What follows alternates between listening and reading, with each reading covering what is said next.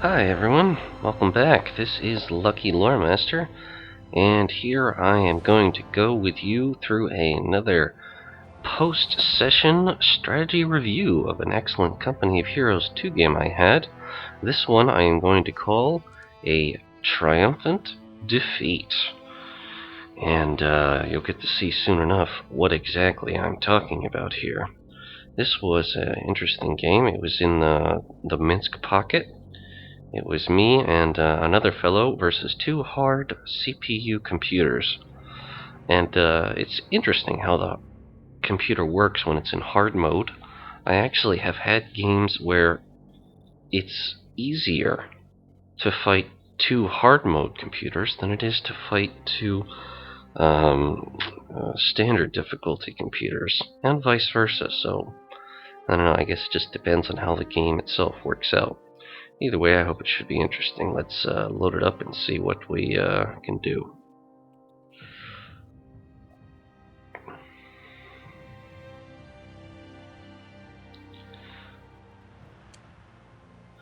Alright, the type of doctrine I am using this time is Shock Army Combined Arms. And I chose NKVD Rifle Disruption Tactics, Anti-Infantry Tactics, and Shock Rifle Frontline Tactics as my choices here. Now, as you can see, you need something built? I'm starting out by building a support weapon company, and this is going to be a defensive star. My ally does this as well. Alright, looking at the map, you can see that the Germans have actually skipped creating their rifle command first, and have actually just begun moving their pioneers out immediately in order to take territory. A more aggressive start for the AI. Something that I have not seen them done before. It might be a function of it being on hard mode. This building is ready to train. As you can see here, the fuel points are located centrally on this map. So a lot of the fighting goes on right here in the middle, as these obviously are the most valuable real estate on the battlefield. And obviously our pioneers begin to move out and take advantage of the situation. And we begin to make first contact fairly quickly. Oddly enough, the AI decides to retreat this pioneer squad, probably because it wants to start building. It seems to be hoarding its resources, as you can see. It could obviously have done more by now, but I found it interesting watching this in post-review, because I didn't know the AI was doing this at the time because of the fog of war, that they were actually just letting their manpower accumulate, having their pioneers capture, the basic fuel point, the victory point, and are probably now about to begin building themselves. This works out rather well for us that they've done this, because we are able to both field some machine gun squads here and retake the center point that is now not being defended. And so this actually gives us somewhat of an advantage in order to prepare for their eventual counterattack. Because only now they're starting to build their infantry companies, so that'll be quite useful. Ah, okay. So they hoarded their resources in order to build both sets of buildings right away after they captured. That's an interesting tactic I have not seen before.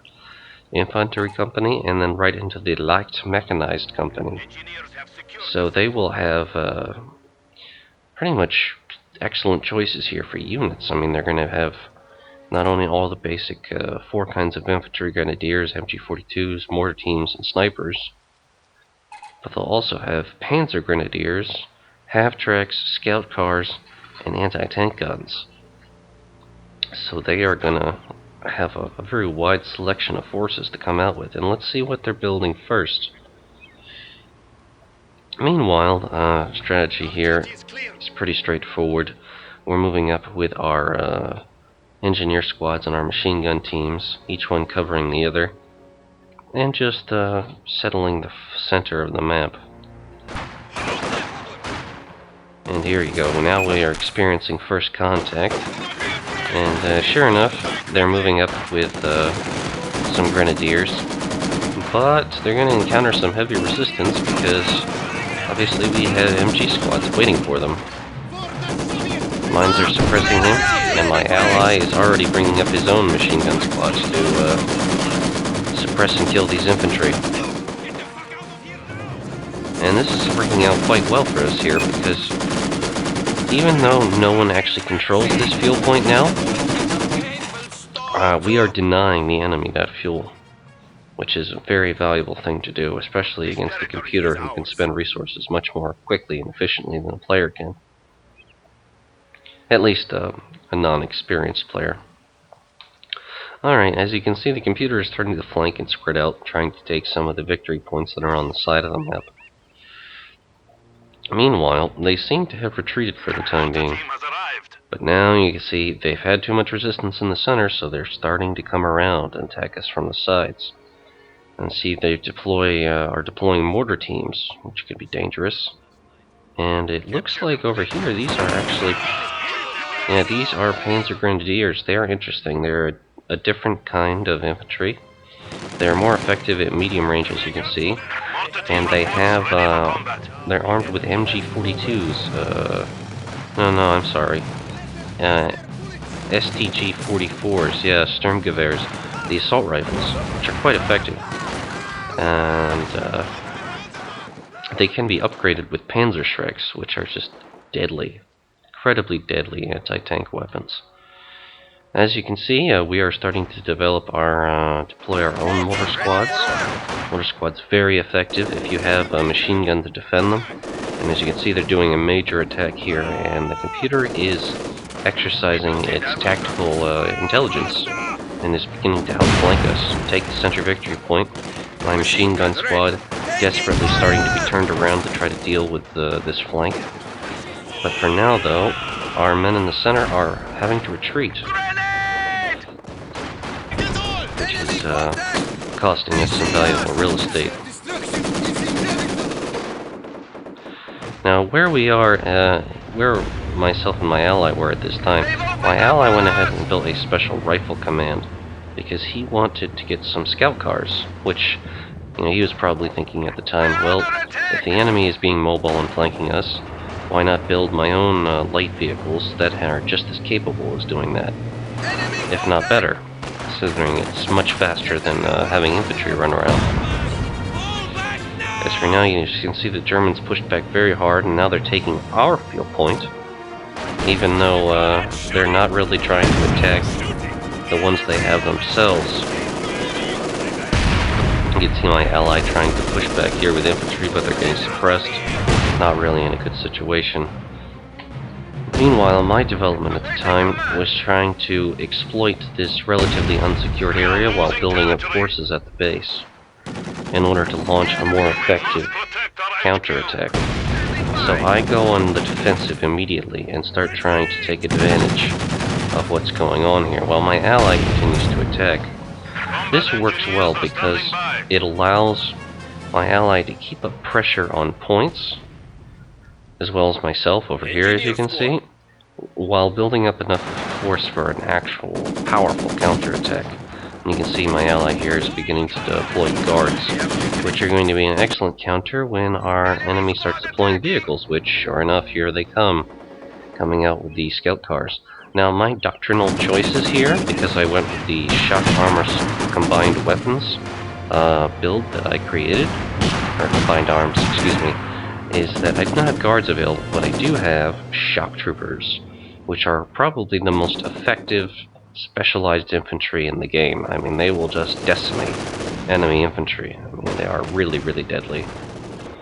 They are actually based off of Soviet late war tactical doctrine, specifying certain equipment and skills and strategies for shock troopers. I mean, these guys actually came with some of the world's first body armor that would protect them against pistol fire and other light small arms fire. Very heavy helmets, which could actually ricochet pistol rounds and other things like that. And we're usually armed heavily with automatic weapons, like the PPSH-41, very effective at close range. Anyway, as you can see here, Germans are making a major push in the center, although we are now more organized. I have deployed a lot of machine gun and mortar squads, and my ally is bringing up lots of conscripts and guards, so we are definitely in a strong defensive position here and ready to counterattack.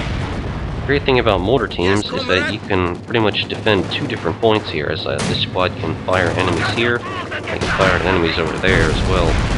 And the scout car goes down, which I'm very happy to see. Now, even though we've managed to push over here and take this victory point, we have been cut off over here because of this access route by the enemy infantry, but they're not trying to really hold it, other than with a grenadier squad. And thankfully I have a good defensive position set up here, so if the infantry do try to push this point, they are going to encounter that machine gun and that mortar squad, and they're going to pay for it dearly. Now, one of the things I was working on back at base is I was saving up the resources to build this. Tankovy Battalion Command. This is going to deploy tanks and half-tracks that are going to be very helpful for a counterattack that I was planning at the time.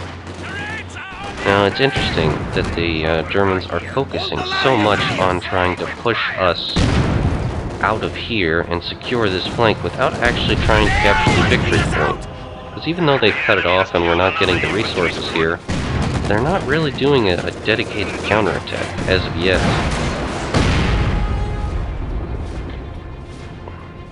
As you can see, we were experiencing some difficulty, having losses here in the center, but I was still confident at the time because we were inflicting generally disproportionate losses on the Germans despite our positional disadvantage. Now, one of the things I was desperately trying to do over here was to create a fuel cache here. Not at both of these territory points, because as you can see here on the tactical map, you cannot access your main fuel resource if these get cut off. And of course, fuel cache makes it possible that they cannot get cut off until the fuel caches are actually destroyed. So it's quite valuable. Alright, as you can see, the computer's putting up a lot of pressure, has deployed a lot of infantry. They're pushing together some more scout cars, but again, for right now it's major infantry, but it has given me enough time to field an early T-34, which is gonna be a major help in terms of pressuring the enemy back and launching the counterattack that I had planned. As you can see there, we're starting to push back in the center now. My ally moved up an anti-tank gun, and me with MG-42s, hoping to protect the center of the map against the inevitable German counterattack, which you can see is now coming in force. Now, as much as I love my T-34, I know that I have to be careful with its deployment, because even though I did not see them at the time, it was only reasonable for me to assume that the enemy would have anti-tank guns moving around the battlefield, and not only that, because I had seen Panzer Grenadiers early on, Panzer Shreks, which are just deadly, absolutely deadly against tanks. So I was using the T-34 that I had on early on to pressure enemies in the rear area. These, as you can see here, these Grenadiers used their one-use Panzerfaust ability in order to damage my T-34's engine, slowing it down considerably. And so when I saw this, I realized that I had lost some of the mobility I would otherwise have, and began to just use it to defend in the rear guard. Because I could see here, as my mortar squad was bombarding them, that they did have anti-tank guns, and I did not want to get this very valuable asset destroyed.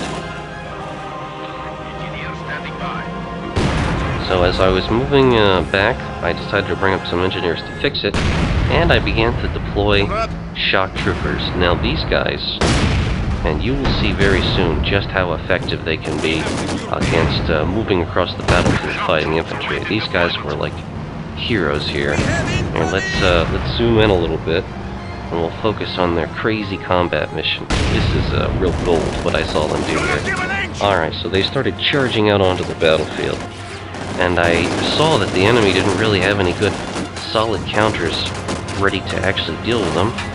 So I began to redeploy them and start throwing down some cover in terms of smoke grenades and actual proper grenades, like air grenades at these machine gun squads. But unfortunately, they began to get outnumbered and suppressed. So I began to retreat, despite the positional advantage. However, the infantry are balling up here, so this gives our mortar squad plenty of time to counter them. You can see our ally had deployed an ZSU M17 MGMC, which is the half-track arms with a quad mount of 50 caliber machine guns, great for dealing with enemy infantry. Unfortunately, my attack was pushed back, so I'm just having this machine gun squad continue to control this point. As you can see, my ally had actually moved around in this direction and had taken this victory point over here. Germans are still pushing up with a strong attack and are deploying anti-tank weapons, but I saw that this anti-tank gun was now exposed. So I moved my T-34 out onto the field and began to circle strafe him. But I saw as I was fighting that they had a Panzer Grenadier squad as well with that weapon, the Panzerschreck. And I figured I did not want to leave my T-34, so even though I wanted to wipe out that anti-tank gun squad, I figured it was just not worth it, so I retreated it back to base in order to have the engineers work on it. And sure enough, additional contact with the enemy. The computer foolishly moved its mortar squad up way too close to the front. And now my machine gun and my allies' ZSU are just going to wipe that out. Alright. As you can see, they have their anti-tank guns ready. Again, not really that effective against infantry. The PAC-40, so they don't have the option for a high explosive shell. As you can see, the computer is now wasting some of its forces trying to recapture this territory that we're not even trying to hold. We're still in a defensive position in the game at this point, but we're building up stronger forces in order to deal with our enemy.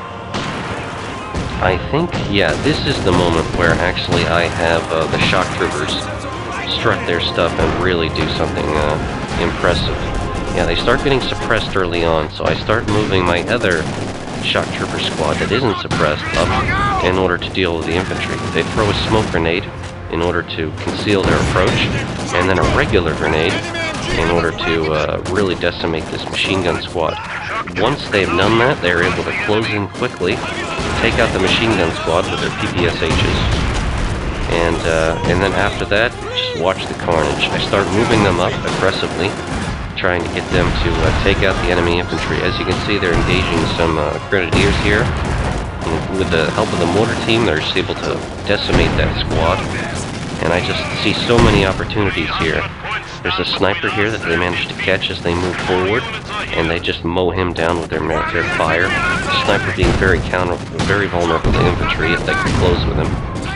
And then I saw, oh hey, an anti-tank gun, immediately throwing grenades at them.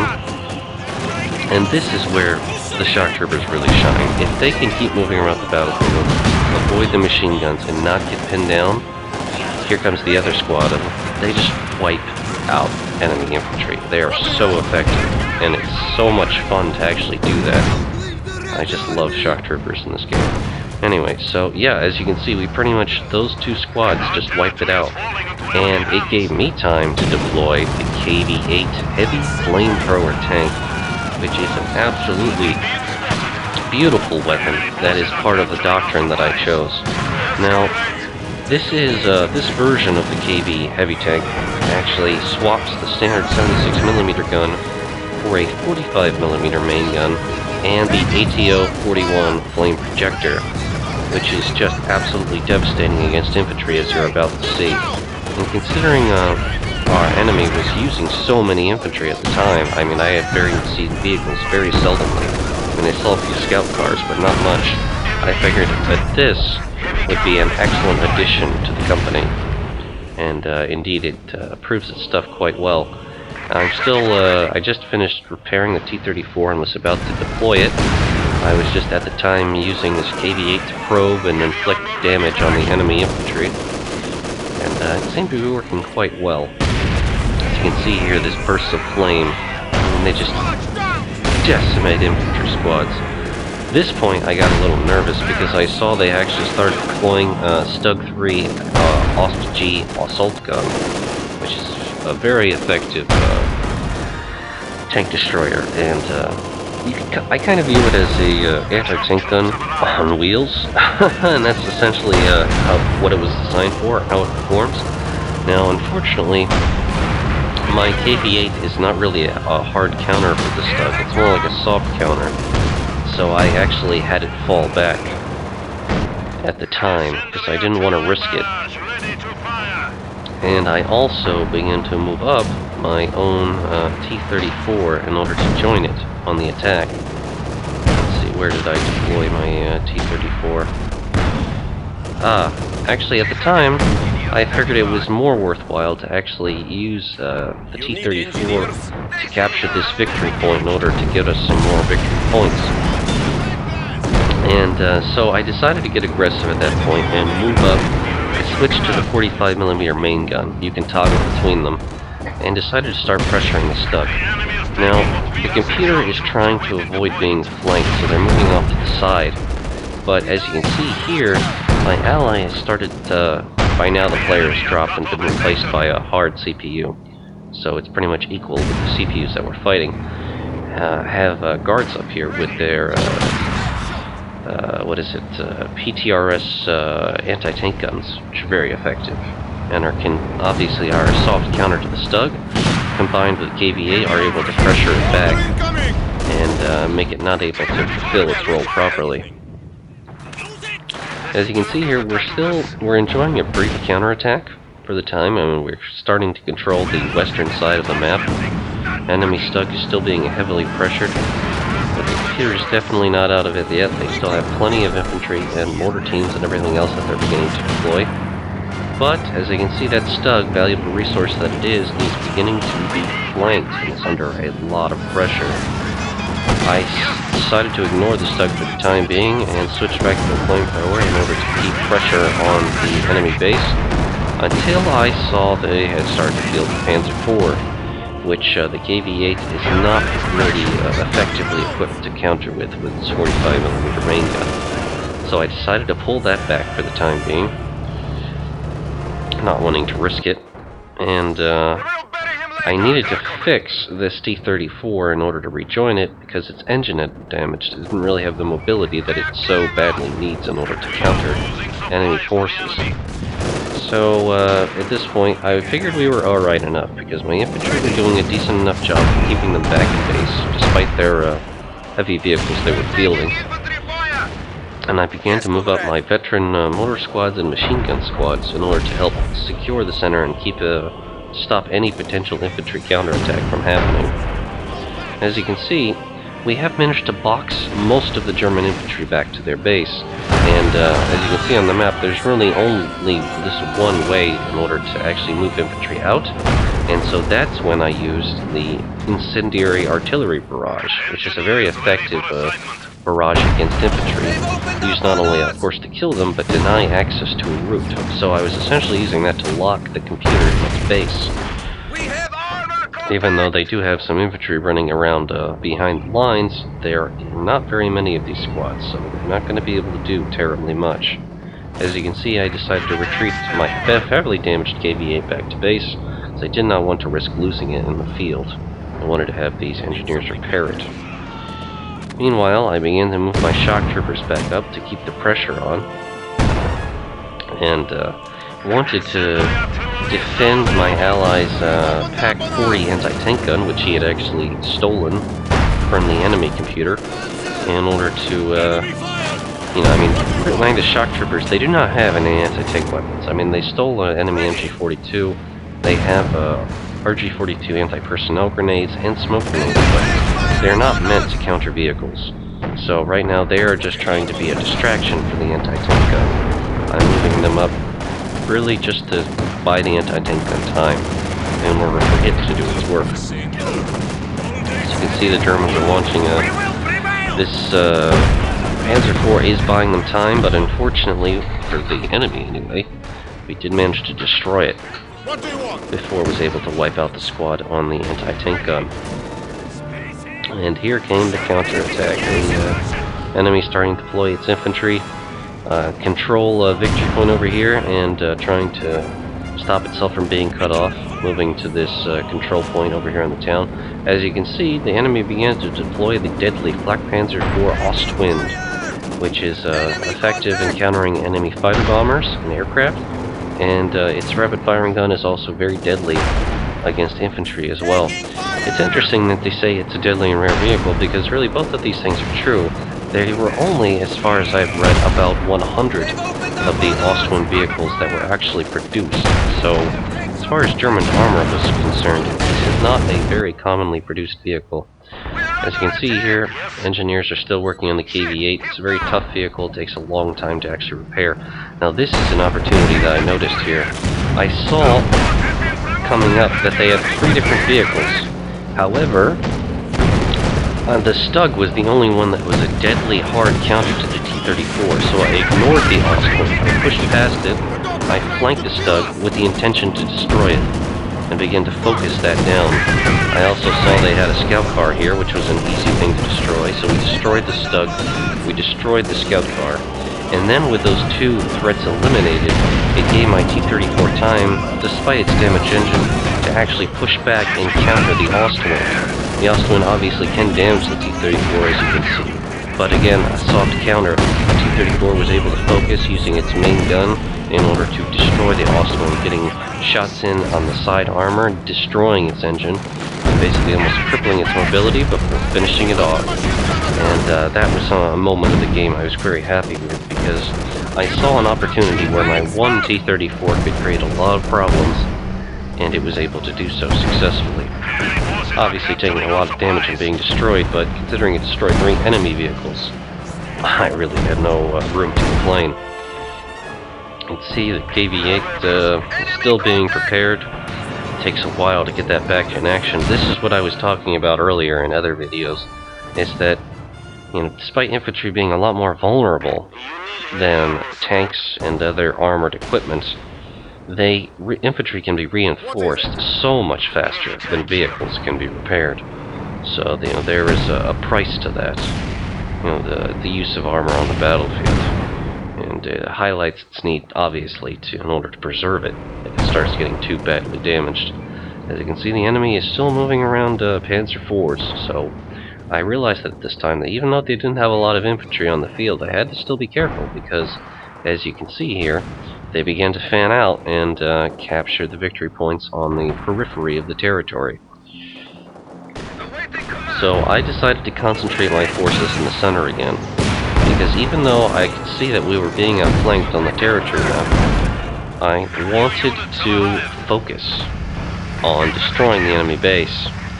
And sure enough, I had saved up enough resources to actually deploy the IS-2 heavy tank, which is probably my favorite tank in the game. It is so deadly. Named for Joseph Stalin himself. You upgrade it with the 50 caliber machine gun squad to give it even better effectiveness against infantry. But this is really a beautiful heavy tank. As you can see, effective against all targets. And it's really only weak against other heavy tanks or heavy tank guns. And so if you move this forward properly and use it properly, oh, you're going to see just how effective this can be. Now, thankfully my KV-8 had been fully repaired, so I equipped it with the flamethrower and decided to use that to push back enemy infantry. I already had moved up my engineers in order to fix my veteran T-34 here, so it can continue providing firepower to the battlefield without having to be moved all the way back to base. I figured I was safe enough in doing that. As you can see, our enemy is having trouble over here in battles with an anti-tank squad that was unfortunately eliminated. They did a lot of damage to it with its destroyed engine. Stug over here. But even though I knew the computer was over there in that territory, I figured this is a good time to just frankly disregard it and just attack. You know, instead of focusing on, oh well, maybe we'll eventually run them out of victory points, I figured no, let's get up there and do some real damage to the base and just completely obliterate it and crush the enemy that way. Because I figured that, you know, we held 1 point, and they didn't really, even though they had more victory points than us because they had been holding the victory points on the map longer than we have, I figured this was an excellent time to focus my forces and launch this major assault on their base. considering I had 3 different kinds of armor available, all useful and powerful in their own way. I figured they really only have infantry here to defend their base. I didn't see any anti-tank guns, so I was like, this is an excellent opportunity. As you can see, the computer desperately tried to move up its own anti-tank gun to replace it, but it just was in no position to actually do that. So I figured it was time for just some deadly base destruction. Meanwhile, my ally had begun taking back the victory points because, as you can see, despite having a few infantry moving around behind the lines here, they were pretty preoccupied with my allies' infantry, and I figured now was just the time to wipe them out, to really just put the pressure on. Now the enemy began to feel the stug, but with my highly veteran T-34, it was just able to wipe it out. As you can see with veteran tank units, they are generally, it's very powerful. My T-34 actually got to veterancy 3 on this map. It makes them do more damage, have more survivability, have a bit more speed. Veteran squads can really take advantage of a tank and make it that much more effective in battle. I began to move forward my shock troopers and my mortar teams along the flanks just because, well, they might as well keep busy. You can see this mortar squad has been through it. They're veteran C3, veteran P2 mortar squads over here. It's easier to accumulate veterancy with mortar squads as long as you keep them away from the battlefield. They do not take as much micro as machine guns. You just have to move them within their general range, and they'll do their job effectively. As you can see, our enemy has just been completely cut off at this point. They no longer have any infantry thanks to my allies' efforts on the battlefield. They are completely contained in their base. And we have done an excellent job of cutting them off. I have my shock troopers defending the territory here. The bunkers that are defending the base are being destroyed very quickly by my KV-8 with its flamethrower. You can see how effective that is against buildings. And I figured now we've pretty much got them beat. They practically have no infantry left on the battlefield. All of their territory points have been cut off. Almost my entire army is here at the front line, just obliterating the enemy. I figured, hey, good game, we took it out. Hard computer. Always happy to beat the computer in hard mode, sure makes me feel good. But there was one thing I was not paying attention to, everyone. Despite us controlling all of the victory points, and quickly, defeating the enemy, destroying their base and their ability to actually wage their battle and fight us, there's something I noticed. Look at the victory points, everyone. Enemies at 277, we're at 195. Now here was the enemy's last hurrah. They moved up to Panzer IV. I figured, okay, well, it's nice that they're going to try this, but I've got my IS-2 here, so I just decided to face my IS-2 towards the enemy and engage in a straight fight, while I had my T-34 come around to the right here, launch a flank attack in order to whittle it down that much faster. Again, not necessary, really, considering my IS-2 is just outclassing this Panzer IV, and it just blows it up without any real difficulties, but, even though you have a tank that's more powerful, there's no reason not to use decent tactics, so that's what I decided to do. As you can see, one enemy is nearly obliterated. My ally has moved up his Su-76M assault gun in order to whittle away at the enemy. And now this computer is completely destroyed as their comp group has been eliminated and all of their other buildings. And really now it's just a question of decimating the rest of the enemy. Now what's really ironic about this is, look at the victory points of our enemies. They're just ticking down, 3 points at a time, considering we control all the victory points. Not much left for the enemy, desperate pioneers just being wiped out by our offensive. And down goes the last building. And kaboom! The enemy is finished off. Now despite that happening, this game was counted as a defeat for the Red Army. And it was because the game ended with the enemy having more victory points than we did. 208 to 195. When I saw that, I was so confused. I was like, wait, defeat? What happened? We completely decimated the enemy. And sure enough, it isn't. In the standard game mode for multiplayer, it's about the victory points. So even though we control all of the victory points, even though we completely eliminated the enemy company in the area, because we had, 13 less victory points by the end of the match, meaning if I had perhaps been a little bit more patient and decided to wait, I don't know, maybe another minute or two, it would have been counted as a victory. But no, this was counted as a defeat, which I thought was really amusing. But hey, you learn something every day, and there you go, everyone. That was the triumphant defeat of the Red Army at the Minsk pocket. So I hope everyone has enjoyed watching. Please let me know comments, criticism, constructive criticism, and likes or whatever. And yeah, let me know, everyone, if you want to see more Company of Heroes 2 battles. Thanks for watching, and have a good day. Bye-bye.